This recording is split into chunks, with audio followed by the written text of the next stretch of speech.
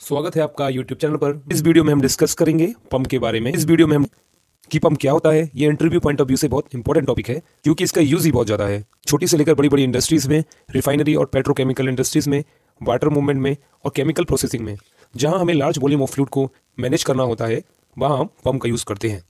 और पंप कितने टाइप्स के होते हैं यह भी हम वीडियो में डिस्कस करने वाले हैं। तो चलिए वीडियो को स्टार्ट करते हैं।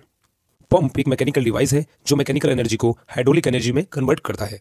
दूसरे शब्दों में कहे तो पंप एक ऐसा मैकेनिकल डिवाइस है जो फ्लूइड या स्लरी को एक स्थान से दूसरे स्थान तक ले जाने का कार्य करता है और मैकेनिकल एनर्जी को हाइड्रोलिक एनर्जी में कन्वर्ट करता है। अब हम पंप के टाइप्स के बारे में बात कर लेते हैं कि कितने टाइप्स के हमारे पंप होते हैं। पंप मुख्यतः 2 टाइप्स के होते हैं। नंबर 1 पॉजिटिव डिस्प्लेसमेंट पंप और नंबर 2 है हमारा नॉन पॉजिटिव डिस्प्लेसमेंट पंप, जिसको डायनामिक पंप भी कहा जाता है। पॉजिटिव डिस्प्लेसमेंट पंप और नॉन पॉजिटिव डिस्प्लेसमेंट पंप की कैटेगरी के अंदर भी कई प्रकार के पंप आते हैं। सबसे पहले हम पॉजिटिव डिस्प्लेसमेंट पंप के बारे में डिस्कस कर लेते हैं। पॉजिटिव डिस्प्लेसमेंट पंप यह 2 टाइप्स के होते हैं, रोटरी पंप और नंबर 2 है रेसिप्रोकेटिंग पंप। सबसे पहले हम समझ लेते हैं कि पॉजिटिव डिस्प्लेसमेंट पंप कैसे काम करता है और क्यों इसे पॉजिटिव डिस्प्लेसमेंट पंप कहा जाता है। इसको हम एक फिगर से भी समझ सकते हैं। हमने फिगर में रेसिप्रोकेटिंग पंप को दिखाया गया है। यह एक तरह का पॉजिटिव डिस्प्लेसमेंट पंप है। पॉजिटिव डिस्प्लेसमेंट पंप कैसे काम करता है इसको हम समझ लेते हैं। यह हमारा सिलेंडर रहता है जिसमें piston to and fro motion करता है, जिसमें हमारा पिस्टन आगे और पीछे दोनों डायरेक्शन में मूव करता है। यह हमारा सक्शन पाइप रहता है और यह हमारा डिस्चार्ज पाइप रहता है और यह दोनों पाइप में नॉन रिटर्न वाल्व लगे रहते हैं। जब हमारा पिस्टन आगे की तरफ मूव करता है तो एक तरह का वैक्यूम क्रिएट होता है, जिसके कारण सक्शन पाइप की एनआरवी ओपन हो जाती है। जो आपने इंजेक्शन देखा होगा, जब आप इंजेक्शन को पुल करते हैं तो वहाँ भी एक प्रकार का वैक्यूम क्रिएट होता है, जिसके कारण हमारा लिक्विड इंजेक्शन में एंटर करना शुरू कर जाता है। सेम यही कॉन्सेप्ट यहाँ पर काम करता है। जब पिस्टन आगे की तरफ मूव करता है तो यहाँ जो सक्शन पाइप में एनआरवी लगा रहता है वह ओपन हो जाता है और फ्लूइड चैम्बर में एंटर कर जाता है। जब हमारा पिस्टन पीछे की तरफ मूव करता है तो सक्शन लाइन का एनआरवी बंद हो जाता है और डिस्चार्ज एनआरवी ओपन हो जाता है और हमारा फ्लूइड हाई प्रेशर में पंप हो जाता है डिस्चार्ज पाइप से। और यह प्रोसेस बार बार चलता रहता है और फ्लूइड हाई प्रेशर से ट्रांसफर होना शुरू हो जाता है। और इसको पॉजिटिव इसलिए कहा जाता है क्योंकि जितना भी फ्लूइड यहाँ से डिस्चार्ज होता है वह वापस सिलेंडर में नहीं आता है। यानी कि जितना भी फ्लूइड एक बार चला गया वह वापस चैम्बर में नहीं आता है और यह एक पॉजिटिव वे में लिक्विड को आगे भेजने का कार्य करता है और लिक्विड वापस नहीं आता है। और डिस्प्लेसमेंट का मतलब होता है एक स्थान से दूसरे स्थान तक लिक्विड को भेजना। पंप की मदद से जो हमारा लिक्विड मूव करता है वह वापस सिलेंडर में नहीं आता है, इसलिए इसे पॉजिटिव डिस्प्लेसमेंट पंप कहा जाता है। पॉजिटिव डिस्प्लेसमेंट पंप का पहला टाइप है रेसिप्रोकेटिंग पंप। यह भी 3 टाइप्स के होते हैं, पिस्टन पंप, नंबर 2 है प्लंजर पंप और नंबर 3 आता है डायफ्राम पंप। सबसे पहले हम पिस्टन टाइप रेसिप्रोकेटिंग पंप को डिटेल में समझ लेते हैं। पिस्टन टाइप, इसमें सिलेंडर रहता है जो कि नॉन कोरोसिव टाइप का बना होता है, जिसे स्टील या कास्ट आयरन के मटेरियल का बनाया जाता है। इसमें पिस्टन रॉड कनेक्टिंग रॉड के थ्रू क्रैंक से जुड़ा रहता है। इसमें नीचे सक्शन पाइप लगा रहता है जिसमें एक प्रकार का नॉन रिटर्न वाल्व लगा रहता है और ऊपर की साइड में भी डिस्चार्ज लाइन में नॉन रिटर्न वाल्व लगा रहता है और सिलेंडर में पिस्टन आगे पीछे मूव करता है। जब हमारा पिस्टन आगे की तरफ मूव करता है तो चैम्बर में वैक्यूम क्रिएट होता है, तो सक्शन लाइन की एनआरवी ओपन हो जाती है और लिक्विड अंदर आ जाता है। और जब पिस्टन पीछे की तरफ मूव करता है तो डिस्चार्ज लाइन की एनआरवी ओपन हो जाती है और फ्लूइड हाई प्रेशर से ट्रांसफर होना शुरू हो जाता है। और इसी तरह से पिस्टन आगे पीछे मूव करता रहता है और लिक्विड हाई प्रेशर से ट्रांसफर होना शुरू हो जाता है और मैकेनिकल एनर्जी हाइड्रोलिक एनर्जी में कन्वर्ट होना स्टार्ट हो जाती है। यह तो हमने रेसिप्रोकेटिंग पंप के वर्किंग के बारे में समझ लिया। अब हम इसके एडवांटेजेस और एप्लीकेशन के बारे में भी बात कर लेते हैं। इस वीडियो का 200 लाइक का टारगेट है। तो फ्रेंड्स, अगर आपको हमारा वीडियोस इन्फॉर्मेटिव लगता है तो हमारे चैनल को सब्सक्राइब करें और बेल आइकन को जरूर दबाएं ताकि हमारी आगे आने वाली वीडियो का नोटिफिकेशन आप तक पहुंच सके। जहां हमें रिपीटेबल और एक्यूरेट मैकेनिकल ऑपरेशन चाहिए होता है वहां हम रेसिप्रोकेटिंग पंप का यूज करते हैं। अगर हम सेंट्रीफ्यूगल पंप से इसका कंपेयर करें तो सेंट्रीफ्यूगल पंप का फ्लो फ्लक्चुएट करता है जब हमारा पंप रन कर रहा होता है, जबकि रेसिप्रोकेटिंग पंप का फ्लो कम या ज़्यादा नहीं होता है। यह स्टडी और अनचेंजिंग फ्लो रेट देता है। रेसिप्रोकेटिंग पंप को हाई और लो प्रेशर दोनों में यूज़ कर सकते हैं, लेकिन इसका मेंटेनेंस कॉस्ट और इनिशियल कॉस्ट बहुत ज़्यादा रहता है। रेसिप्रोकेटिंग पंप का एफिशिएंसी अन्य सभी पंप से ज़्यादा रहता है। इसका एफिशिएंसी 90% से अधिक होता है। नंबर 2 आता है प्लंजर पंप। पिस्टन पंप और प्लंजर पंप दोनों का कंस्ट्रक्शन सेम ही रहता है। यहाँ पर पिस्टन की जगह प्लंजर लगा रहता है जो कि पिस्टन से साइज में बड़ा रहता है।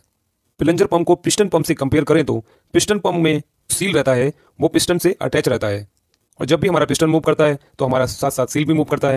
पिस्टन का सील हाई प्रेशर में डैमेज हो जाता है और पिस्टन के टूटने का भी खतरा बढ़ जाता है।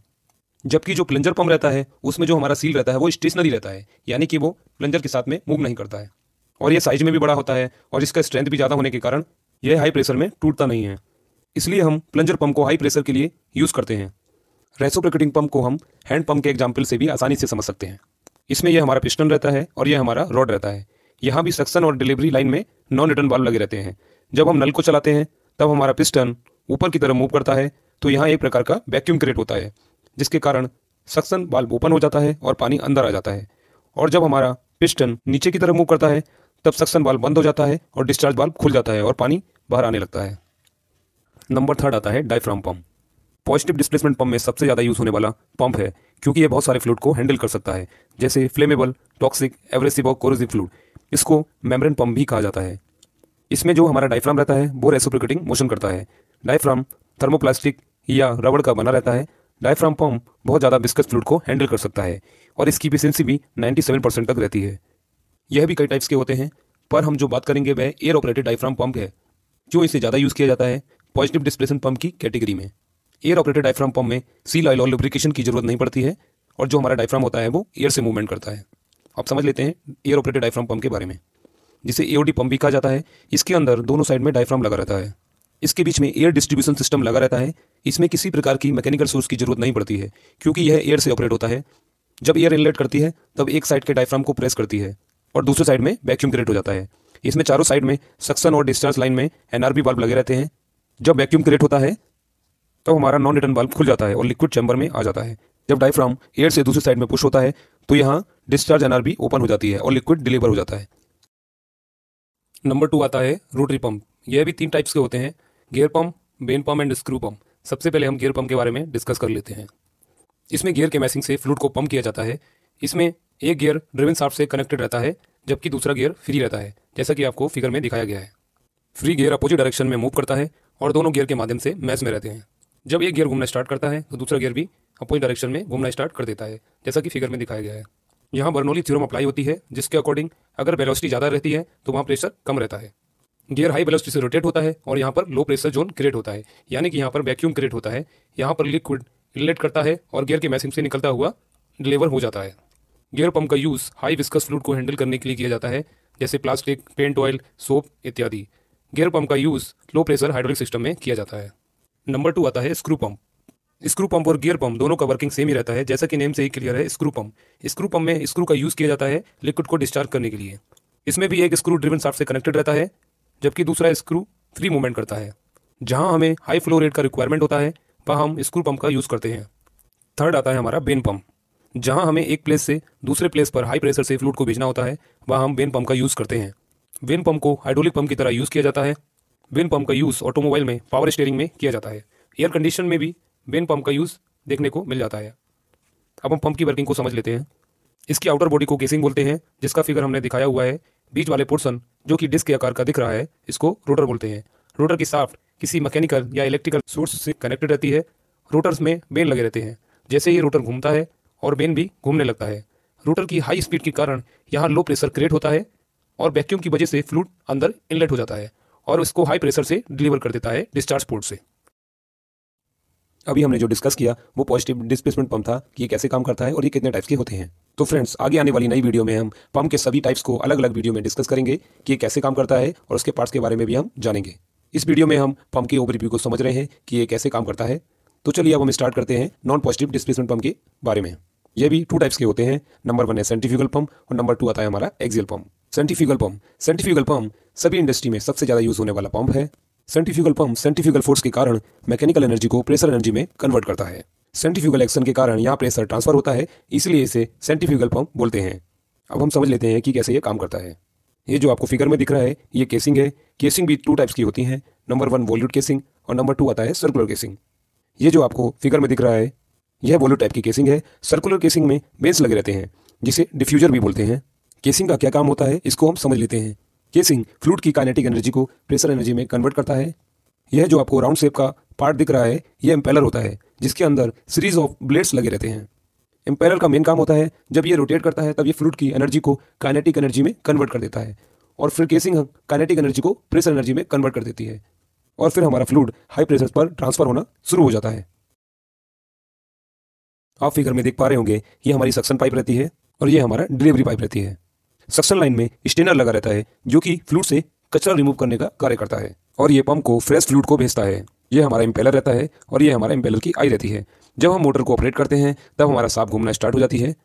बर्नौली थ्योरम के अनुसार जब हमारी हाई स्पीड रहती है तब वहाँ हमारा लो प्रेशर जोन क्रिएट होता है, यानी कि यहाँ पार्शियल वैक्यूम क्रिएट होता है और आई लिक्विड को सक करना स्टार्ट कर देती है।